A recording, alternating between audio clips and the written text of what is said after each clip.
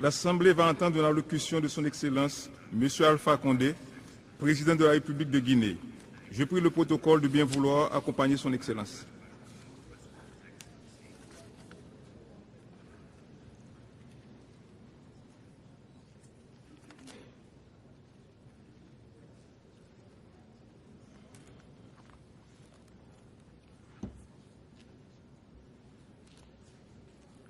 Au nom de l'Assemblée générale, j'ai l'honneur de souhaiter la bienvenue à l'Organisation des Nations Unies, à son Excellence M. Alpha Condé, président de la République de Guinée, et je l'invite à prendre la parole devant l'Assemblée.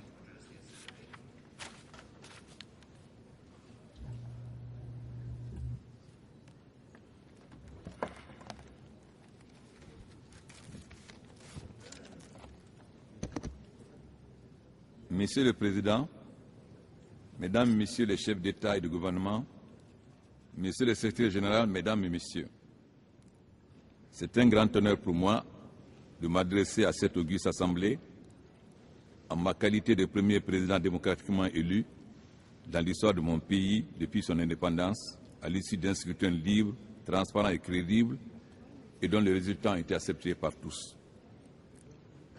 Mon pays a payé un lourd tribut pour l'avènement de la démocratie pour laquelle j'ai consacré près de 50 années de ma vie. Aujourd'hui, la Guinée a tourné une page importante de son histoire. Je voudrais saisir cette opportunité pour exprimer les sentiments de gratitude du peuple de Guinée à la communauté internationale, notamment au groupe international de contact sur la Guinée, pour les efforts inlassables qu'ils ont déployés dans le cadre d'un retour de mon pays à une vie constitutionnelle normale. À ces remerciements, j'associe mon frère et ami le président Blaise Compaoré, président du Burkina Faso, qui en sa qualité de médiateur dans la crise guinéenne n'a ménagé aucun effort pour la restauration de l'ordre constitutionnel en Guinée. Ma présence dans cette enceinte, qui en dit long sur l'histoire des peuples et des nations, est l'illustration du retour de la Guinée sur la scène internationale. C'est le lieu pour moi d'assurer la communauté internationale de l'engagement de mon gouvernement de respecter et de promouvoir les droits de l'homme, de consolider l'unité et la concorde nationale, de bâtir une société démocratique et d'assurer le progrès et la prospérité des populations guinéennes. Les défis à relever sont nombreux et complexes. La situation socio-économique dont nous avons hérité était peu reluisante. Une économie complètement désarticulée, avec pour corollaire l'inflation, la corruption, un dysfonctionnement total de l'État. Le résultat de l'élection présidentielle de novembre 2010 traduit donc l'aspiration légitime du peuple de Guinée à un changement profond, susceptible de prévoir le développement économique et social du pays. Cette phase de changement se justifie également par le retard considérable accusé par notre pays en dépit de ses importantes ressources humaines et naturelles. C'est pourquoi, au lendemain de la présidentielle, nous avons engagé sans délai une série de mesures de redressement pour baliser la voie vers une amélioration de la gouvernance dans le pays. Des stratégies de politique dynamique sont élaborées et appliquées pour l'amélioration des conditions de vie des populations. Au nombre de réformes engagées, le gouvernement a accordé une place de choix à l'agriculture en vue de parvenir à l'autosuffisance alimentaire. De même, le secteur minier est en voie d'être assaini à travers l'adoption d'un nouveau code plus attractif qui prend en compte les intérêts de la Guinée et de ses partenaires. Dans cette dynamique de changement, les actions se poursuivent pour la modernisation et la restructuration du système judiciaire afin de garantir la promotion et la protection des droits et libertés des citoyens, de créer un cadre incitatif pour les investissements. Sur le plan financier, la réforme permettra de juguler l'inflation, d'empêcher les retournements des deniers publics, d'éviter l'utilisation de la planche à billets, de combattre la malgouvernance, l'impunité et la corruption. Des mesures rigoureuses de gestion telles que l'unicité des caisses de l'État, le renforcement du contrôle économique, la réforme de l'administration ainsi que la réalisation d'audits arrêteront la sanglante saignée financière et corrigeront les dysfonctionnements. Outre les mesures d'amélioration de la gestion macroéconomique et les réformes structurelles dont je viens de faire état, le gouvernement a élaboré des stratégies de réduction de la pauvreté pour satisfaire les besoins fondamentaux des populations en matière de création de revenus et d'accès aux services sociaux de base, notamment l'approvisionnement en eau potable et en énergie. Le développement durable étant un objectif majeur du gouvernement, il est évident que les secteurs de la santé, de l'éducation et de l'environnement font partie des priorités de notre gouvernement. Mais ce programme ambitieux de lutte contre le sous-développement et la pauvreté ne peut être réalisé pleinement sans l'appui constant et effectif de la communauté internationale. En outre, les négociations sont en cours avec les institutions de Bretton Woods en vue de la signature d'un accord sur le point d'achèvement d'une initiative PPTE dont la finalité est l'annulation substantielle de la dette guinéenne.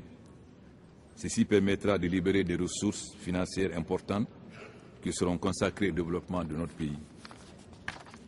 C'est le lieu de témoigner notre profonde reconnaissance et de renouveler notre confiance à la Banque mondiale, au Fonds monétaire, à la BAD, pour les efforts de ça consentis dans la mise en œuvre de notre stratégie de développement. Aussi, je voudrais saisir cette opportunité pour exprimer la reconnaissance du peuple de Guinée à tous les partenaires du développement bilatéraux, régionaux et multilatéraux pour leur contribution précieuse à l'effort du développement national.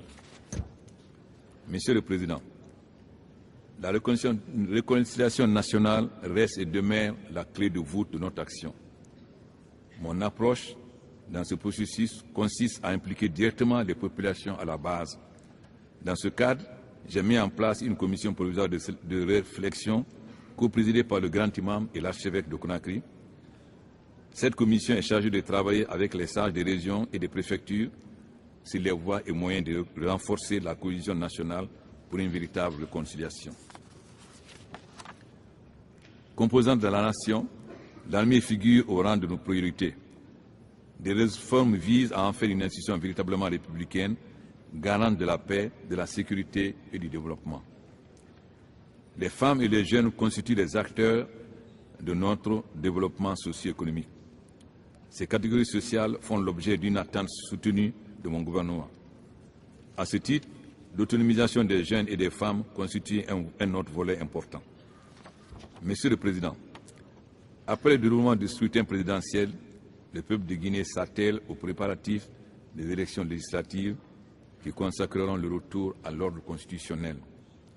Dans ce cadre, nous avons décidé d'établir un fichier sécurisé et numérisé permettant de corriger les anomalies constatées lors de l'élection présidentielle et d'assurer la participation au scrutin de tous les Guinéens en âge de voter. Monsieur le Président, le sommet du millénaire tenu à New York en 2000 s'était engagé dans une déclaration ambitieuse à la hauteur des enjeux de réduire d'ici 2015 l'extrême pauvreté.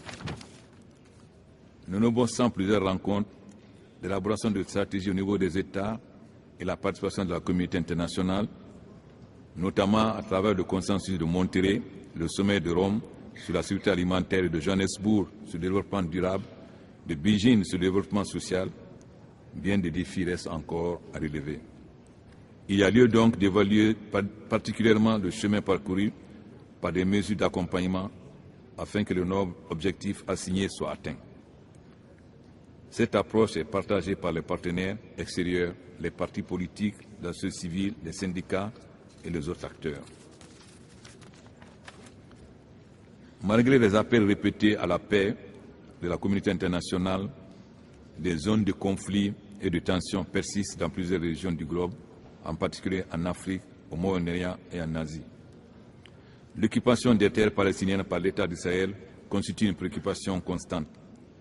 Le peuple palestinien doit exercer ses droits légitimes et inaliénables, y compris le droit au retour sur ses terres et le droit à la création d'un État indépendant dans les frontières définies avant juin 1967, à côté de l'État d'Israël en paix et en sécurité. Seule cette voie idéale pourrait conduire à une paix globale et définitive qui est une garantie pour tous les pays de la région, y compris Israël. L'avènement en Côte d'Ivoire, pays frères et voisins, d'un climat de stabilité est réconfortant après des années d'affrontements fratricide. Ma délégation salue la venue de la République du Sud-Soudan dans le Conseil des Nations libres. La situation humanitaire dramatique qui provoque dans la Corne de l'Afrique constitue une source de grave préoccupation.